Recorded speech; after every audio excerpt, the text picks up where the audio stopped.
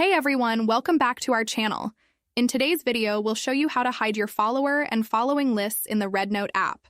Whether you want to protect your privacy or keep your social connections discreet, this guide will guide you step by step. So let's get started.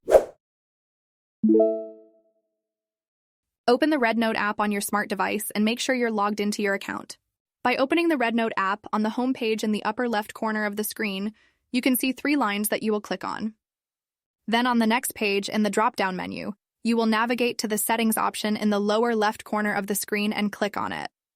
Click on the Settings option. A new page will open where you will also look for the option Privacy Settings in the drop-down menu and then click on it.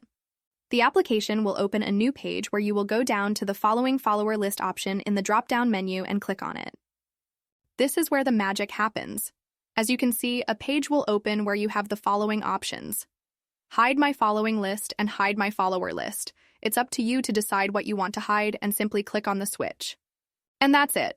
Your followers and the lists they follow are now hidden in the RedNote application. This is a great way to keep your activity private while still enjoying the platform.